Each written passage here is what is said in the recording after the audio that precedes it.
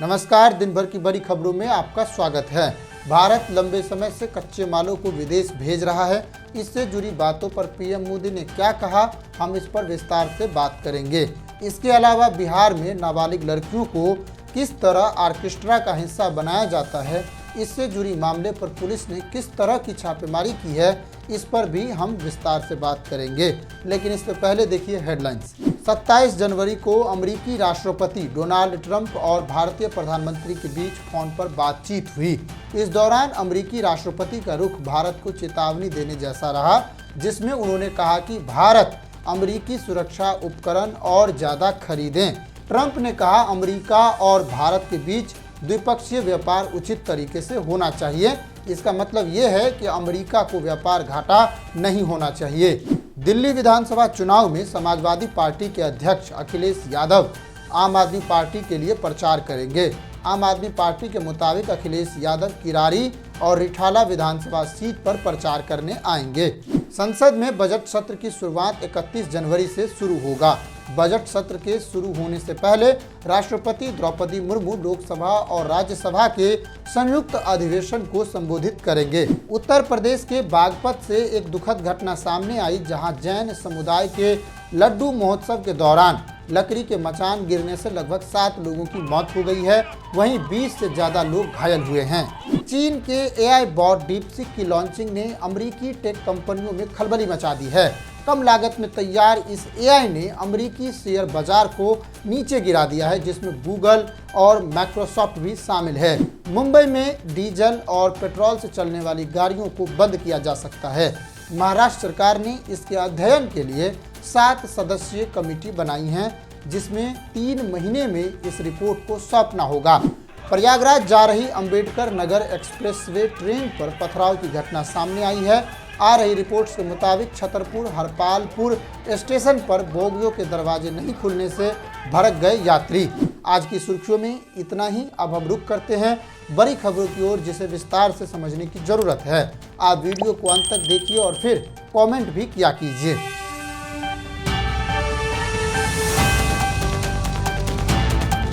भारत से कच्चा माल विदेशों में जाए और फिर फिनिश होकर आए और हम उसे खरीदें, ऐसा स्वीकार नहीं किया जा सकता।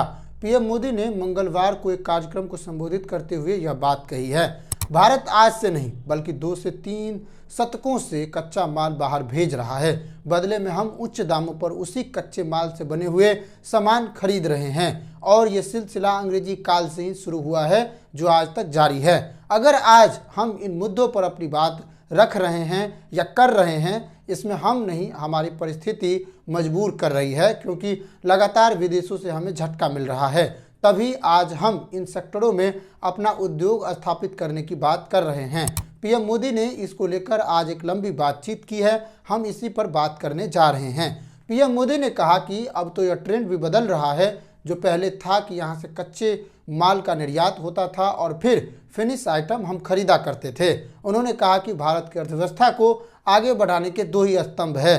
पहला, सर्विस सेक्टर में सुधार हो और दूसरा, नई चीज़ें लागू की जाए। इसके अलावा हम क्वालिटी प्रोडक्ट्स तैयार करें। उत्कर्ष ओडिशा कॉन्क्लेव का उद्घाटन करते हुए पीएम मोदी ने कहा कि देश की तेज ग्रोथ सिर्फ कच्चे माल के एक्सपोर्ट पर ही संभव नहीं है। हम पूरे इकोसिस्टम को बदलने में जुटे हुए हैं। नए विजन के साथ काम करना है और अब फिनिश माल का एक्सपोर्ट्स भी हम ही करेंगे। उन्होंने ओडिशा का जिक्र करते हुए कहा कि लंबे समय तक यहाँ से कच्चे लोहे का एक्सपोर्ट्स दूसरे देशों में होता रहा है। अब हमारी सरकार यह तय करने में जुटी है कि जिन संसाधनों की यहाँ उपलब्धता है, उससे जुड़े उद्योगों को यहाँ स्थापित किया जाए। भारत में लोहे के उत्पादन में ओडिशा अग्रणी राज्यों में से है। पूरे भारत में होने वाले लौह उत्पादन में अकेले ओडिशा की हिस्सेदारी 51% है। पीएम मोदी ने कहा कि हम करोड़ों लोगों की आकांक्षाओं के साथ विकास के रास्ते पर हैं। यह आर्टिफिशियल इंटेलिजेंस का दौर है और हर कोई इसके बारे में बात कर रहा है। भारत की ताकत सिर्फ एआई नहीं है, बल्कि उसकी आकांक्षाएं भी है। हमारी जब जरूरतें पूरे होने लगती है तो फिर आकांक्षाएं जन्म लेती है। बीते 1 दशक में हमारे देश में प्रगति हुई है और करोड़ों लोग सशक्त हुए हैं। प्रधानमंत्री ने कहा कि 21वीं सदी इंफ्रास्ट्रक्चर और मल्टी मोडल कनेक्टिविटी की है। इस दौर में जिसकी भी कनेक्टिविटी बेहतर होगी वही प्रगति करेगा। हमने इस दिशा में बड़े पैमाने पर निवेश किया है। वहीं ऊर्जा सुरक्षा के बारे में बात करते हुए पीएम मोदी ने कहा कि दुनिया टिकाऊ जीवन शैली के बारे में बात कर रही है और हरित भविष्य की ओर बढ़ रही है। उन्होंने कहा कि अब इकोसिस्टम जॉब्स की गुंजाइश बढ़ रही है, इसलिए हमें उभरते रुझानों के साथ खुद को ढालना होगा। भारत हरित भविष्य की ओर और हरित तकनीक पर ध्यान केंद्रित कर रहा है, चाहे वह सौर, पवन या हरित हाइड्रोजन हो। ये ऊर्जा सुरक्षा को शक्ति प्रदान करने वाले हैं। हमारा विकासशील भारत ऐसे ही आगे बढ़ेगा। मोदी ने कहा कि वह पूर्वी भारत को देश का विकास इंजन मानते हैं और ओडिशा इसमें महत्वपूर्ण भूमिका निभाता है। प्रधानमंत्री के द्वारा कहे गए बातों को गौर से समझने की जरूरत है।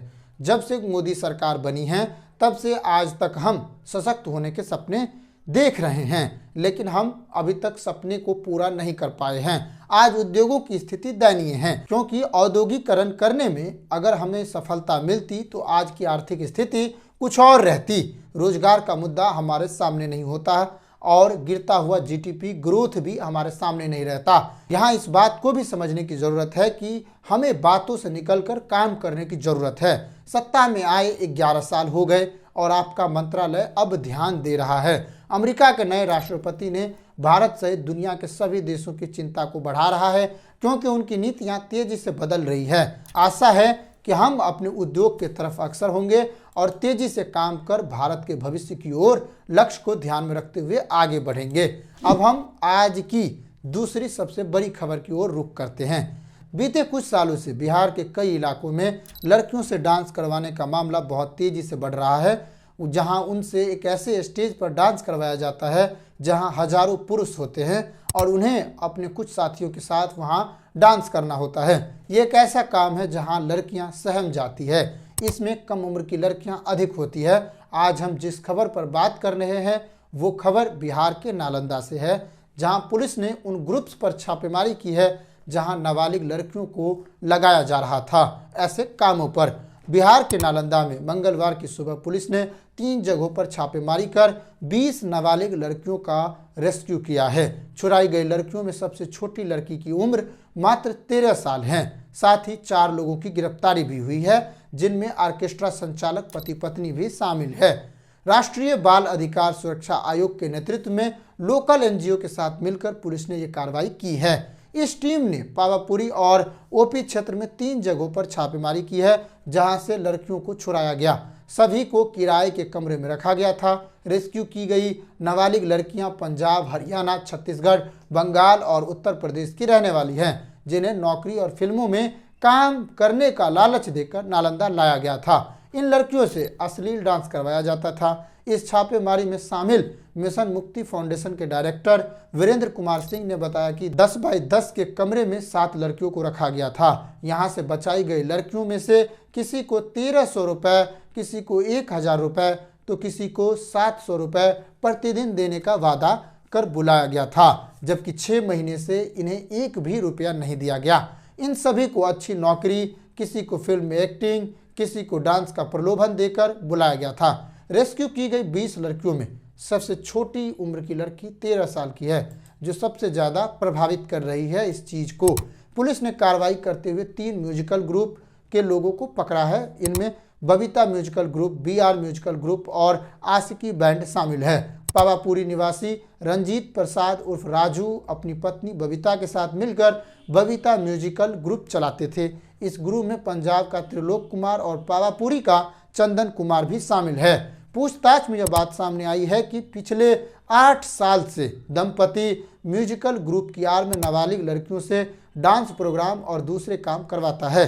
मिशन मुक्ति फाउंडेशन के डायरेक्टर वीरेंद्र कुमार सिंह ने कहा कि पावापुरी थाना क्षेत्र में रेस्क्यू ऑपरेशन चलाया गया, जिसमें 3 ठिकानों पर छापेमारी कर 20 नाबालिग लड़कियों का रेस्क्यू कराया गया है। इन सभी नाबालिग लड़कियों से ऑर्केस्ट्रा में अश्लील डांस करवाया जा रहा था। यह लड़कियां अलग अलग राज्यों की है, जिसमें कुल 4 लोगों की गिरफ्तारी हुई है।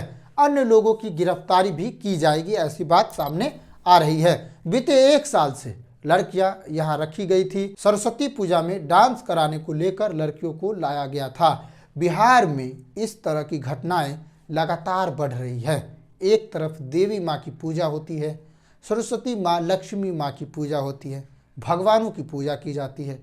दूसरी तरफ उन लड़कियों को यहाँ लाया जाता है और डांस करवाया जाता है जिनकी आर्थिक स्थिति खराब है, वो किसी बेघर में रहते हैं, उनका अपना कोई घर नहीं है। इस तरह बिहार में यह एक व्यापार बन गया है जो तेजी से फैल रहा है। सोचने वाली बात यह है कि ये एक सामाजिक बुराई है जिसका अंत जरूरी है। हालांकि आप इन दोनों खबरों पर क्या सोचते हैं, उद्योग को लेकर और इस तरह के बुराई को लेकर, आप कमेंट कीजिए। और आज के दिन भर की खबरों में इतना ही। नमस्कार, जय हिंद।